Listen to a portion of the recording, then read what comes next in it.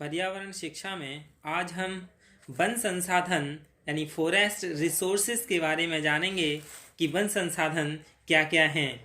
सबसे पहले हम वनों की वर्तमान स्थिति यानी present status of the forest के बारे में जान लें। यानी विश्व के कुल लगभग 13 बिलियन सतही भूभाग पर 4.244 मिलियन हेक्टेयर यानी 32.6% में वन क्षेत्र 1950 में मापे गए थे, जो 25 वर्ष बाद 1975 में केवल 12% ही रह गए। भारत में भी वन क्षेत्र 1999 में केवल 67.73 मिलियन हेक्टेयर क्षेत्र में 19.39% ही शेष रहे हैं, जो प्रतिवर्ष लगभग 1.5 मिलियन हेक्टेयर की गति से कम हो रहे हैं। कल्पना करें कि यदि यही गति वनों के कम होने की जारी रही तो संपूर्ण विश्व और उसके अलग अलग देशों की वन्य स्थिति कितनी दयनीय हो जाएगी, यह सोचने और चिंतन का विषय है। भारत के घटते वन क्षेत्रों में ध्यान में रखते हुए एक आयोग यानी राष्ट्रीय कृषि आयोग नेशनल एग्रीकल्चरल कमीशन की स्थापना राष्ट्रीय स्तर पर 1970 में की गई थी। इसे शॉर्ट में एनसीए कहते हैं। इस आयोग ने अपना अंतिम प्रतिवेदन 1976 में प्रस्तुत किया था। इस रिपोर्ट में एक ऐसे कार्यक्रम की अनुशंसा की गई थी जिससे ग्रामीण भारत की सामाजिक, आर्थिक और सांस्कृतिक स्थितियों में संपूर्ण परिवर्तन लाया जा सके। विशेषतः वनों की स्थिति सुधारने और अधिक से अधिक भूभाग पर वृक्षारोपण करना इस आयोग की अनुशंसाओं का मुख्य लक्ष्य था। इसे आयोग ने सामाजिक वानिकी यानी सोशल फॉरेस्ट्री नाम दिया। इस कार्यक्रम में आम जनता की भागीदारी, सहयोग और साझेदारी प्रमुख स्थान रखती है, इसलिए इसे जनता का, जनता द्वारा और जनता के लिए कार्यक्रम भी कहा जाता है। इसी सहभागिता के आधार पर सामाजिक वानिकी यानी सोशल फॉरेस्ट्री कार्यक्रम को सामुदायिक वानिकी यानी कम्युनिटी फॉरेस्ट्री कार्यक्रम भी कहा जाता है। एनसीए ने अपने कार्य में यह विशिष्ट लक्ष्य रखा था कि वानिकी को पारंपरिक स्थिति से बाहर निकाला जाए, वानिकी में अधिकाधिक लोगों को भागीदार बनाया जाए और वानिकी उत्पादकों में आर्थिक आय में वृद्धि की जाए। इसलिए इन लक्ष्यों को ध्यान में रखते हुए इन्होंने कुछ अपने उद्देश्य निर्धारित किए थे, यानी to raise the per hectare production both in respect of volume and value, यानी मात्रा और मूल्य की दृष्टि से प्रति हेक्टेयर उत्पादन में वृद्धि हो। To create much more employment for skilled as well as unskilled hands, यानी कुशल और अकुशल व्यक्तियों के लिए काफ़ी अधिक रोजगार उत्पन्न किए जाएं। To give a substantial support to the economy of the backward areas and the tribal population which depends for growth on forestry activities, यानी पिछड़े क्षेत्र तथा आदिवासी जनजाति आबादी जिनकी वृद्धि और विकास वन प्रक्रियाओं पर ही निर्भर है, को पर्याप्त सहायता दी जाए। वनों की कच्चे माल पर आधारित बहुत सारे उद्योगों की स्थापना तथा उनमें वृद्धि की जाए। लकड़ी तथा लकड़ी उत्पाद के लिए निर्यात व्यवस्था की जाए। अन्य क्षेत्रों में भी रोजगार के सतत अवसर खोजे जाएं। To search a sustaining opportunity on the employment in the secondary and tertiary sectors, ग्रामीण क्षेत्र के प्रत्येक व्यक्ति की वन उपज में भागीदारी हो। अवनीकरण को निरुत्साहित किया जाए, यानी वनीकरण को प्रोत्साहित किया जाए। चारागाहों की भूमि निश्चित हो, यानी किस भूमि में चारागाह कराया जाए यह भी निर्धारित कर देना चाहिए।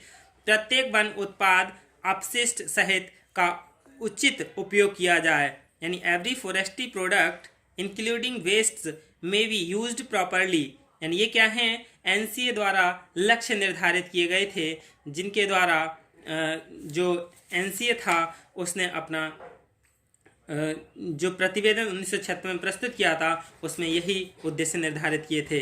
अब हम वनों का महत्व और उनके उपयोग के बारे में जान लें। Importance of the forest and it's use. इसके हम इम्पोर्टेंस जान लें, क्या है वनों का महत्व। विज्ञान में यद्यपि पिछले कई सौ वर्षों में इतनी प्रगति कर ली है कि अब दैनिक उपयोग में आने वाली वस्तुओं या अनेक प्रकार की आवश्यक और सुख सुविधा के साधनों में वैकल्पिक पदार्थों का उपयोग कर लकड़ी के इस्तेमाल को कम कर दिया है, लेकिन फिर भी लकड़ी की खपत में कोई कमी नहीं है। कारण क्या है? जिन वस्तुओं को लकड़ी से बनाने में पहले भी प्राथमिकता दी जाती थी वहाँ बहुत अंतर नहीं आया है। जैसे रेलवे में लकड़ी के स्लीपर, रेलवे कोच, कार्यालय के फर्नीचर, बड़े बड़े भवनों के दरवाजे, खेल का सामान, संगीत के उपकरण आदि। भारत में तो लकड़ी का बहुत अधिक उपयोग संविदा के लिए होता है, उसमें भी संस्कृति और अनुरूप कोई परिवर्तन नहीं है। फिर जहाँ लकड़ी का उपयोग कम भी किया है, उस कमी को बढ़ती जनसंख्या के दबाव ने पूरा कर दिया है। वनों का प्रयोग केवल लकड़ी को ईंधन या कच्चे माल के रूप में प्रयोग करने तक सीमित नहीं है, बल्कि इसके अनेक पर्यावरणीय एवं भौगोलिक महत्व भी हैं। ये पानी और मिट्टी जैसे महत्वपूर्ण संसाधनों की सुरक्षा और संरक्षा यानी प्रिजर्वेशन एंड कंजर्वेशन करते हैं। भूमि क्षरण रोकते हैं, भूसतही जल को रोककर उन्हें स्वच्छ कर भूमिगत जल में भेजते हैं तथा जमीन की नमी को बनाए रखते हैं। ये नदियों के प्रवाह को नियमित करते हैं, उनके प्रदूषण को नियंत्रित करते हैं, मिट्टी को बहकर जाने से रोकते हैं, बाढ़ रोकते हैं या कम करते हैं। वन आच्छादित क्षेत्र यानी जहाँ वन ही वन हो वायुमंडल की आर्द्रता बनाए रखते हैं, जिससे अधिक वर्षा की संभावना रहती है। अनेक पशु पक्षी और जीव जंतुओं का ये आश्रय स्थल होते हैं। शेर जैसे वन्य जीव को आश्रय देकर पर्यावरण संतुलन की भूमिका निर्वाह करने में सहायक बनते हैं। वनों में औषधियाँ प्राप्त होती हैं, यानी वनों से हमें औषधियाँ प्राप्त होती हैं जिनसे अनेक अस्वस्थ लोगों का उपचार संभव है। कई प्रकार की कुटीर उद्योगों को कच्चा माल उपलब्ध कराते हैं, जैसे बेंत का फर्नीचर, खिलौने आदि। गोंद, लाख, कत्था, शहद, रबड़, मोम और न जाने कितने प्रकार की गौण उपज वनों से प्राप्त होती है। मनोरंजन स्थल के रूप में विकसित कर इन्हें आय का साधन बनाया जा सकता है। जल चक्र तथा वायु चक्र में प्रमुख भूमिका निभाते हैं। ये ऑक्सीजन यानी प्राणवायु के संचित कोष स्थल हैं जो कार्बन डाइऑक्साइड को अवशोषित कर ऑक्सीजन देते हैं। अप्रत्यक्ष रूप से विश्व तापन रोकने से में इनकी महत्वपूर्ण भूमिका है। वन भूमि की उर्वरता को बढ़ाते हैं। वृक्षों से भूमि पर गिरने वाली पत्तियां आदि सड़ गल कर मिट्टी में मिल जाती हैं, इससे मिट्टी को जीवाश्म की प्राप्ति होती है। उद्योगों से होने वाले प्रदूषण को रोकते हैं। घनी वृक्षावली कई प्रकार की विषैली गैसों का अवशोषण करती है। वृक्ष ध्वनि प्रदूषण को भी कम करते हैं। ये क्या थे? इनके उपयोग थे, नहीं महत्व थे। अब हम वनों का उपयोग यानी यूजेस के बारे में जान लें, यानी वन का क्या क्या उपयोग है। एक तो इसका प्राणवायु की उपलब्धि यानी अवेलेबिलिटी ऑफ ऑक्सीजन, वन्य जीवों के शरण स्थल यानी shelter homes for wildlife, अनेक उद्योगों को कच्चे माल की पूर्ति यानी supply of raw material for several industries, ग्रामीण लोगों को रोजगार के अवसर यानी employment opportunities to rural people, आदिवासी जाति को आर्थिक विपन्नता से छुटकारा यानी risks from economic crisis of scheduled tribes, ईंधन की आपूर्ति यानी सप्लाई ऑफ फ्यूल, वन उत्पादन पर अवलंबित उद्योग, industries based on forest produces,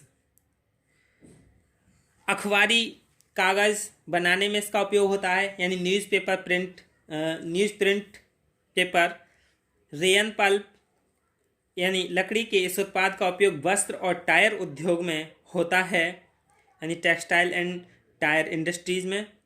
rosin और टर्पेंटाइन अधिक उपयोग कागज और साबुन उद्योग में होता है, यानी रोजिन का किसमें होता है, कागज और साबुन बनाने में सबसे ज़्यादा होता है। तेंदू की पत्तियां यानी टेंडू लीव्स बीड़ी बनाने में काम आती हैं। भारत में इस उत्पाद की बहुत खपत है। लकड़ी के पट्टे यानी वुड पैनल्स, यह एक ऐसा उद्योग है जिनके अलग अलग प्रकार के तैयार उत्पादन दैनिक जीवन के प्रयोग में तो आते ही हैं, साथ ही इनकी उत्तम किस्म का आयात भी होता है। यानी लकड़ी के पट्टे का कौन कौन सा, यानी वुड पैनल्स का किस किस चीज़ों का उत्पादन होता है, तो प्लाईवुड है, लैमिनेटेड वुड है, कोर बोर्ड्स है, सैंडविच बोर्ड्स है, फाइबर बोर्ड्स और पार्टिकल बोर्ड्स। इनकी विस्तृत जानकारी किसी वन आधारित उद्योग यानी फॉरेस्ट बेस्ड इंडस्ट्रीज वाले मौलिक अध्याय की सामग्री से प्राप्त कर सकते हैं। अलग अलग वन उत्पादों के उद्योग, नॉन वुड प्रोडक्ट्स इंडस्ट्रीज भी राष्ट्रीय आर्थिक स्थिति में महत्वपूर्ण भूमिका निभाते हैं। यानी वनों का महत्व और उनके उपयोग हमारे लिए अति महत्वपूर्ण है। इसलिए वन संरक्षण बहुत ज़रूरी है, ताकि वनों का जो क्षेत्रफल है वो घटता जा रहा है। जनसंख्या बढ़ने के कारण इनका यूजेस ज़्यादा होता जा रहा है। यही क्या है वनों की वर्तमान स्थिति, महत्व और उपयोग हैं। धन्यवाद।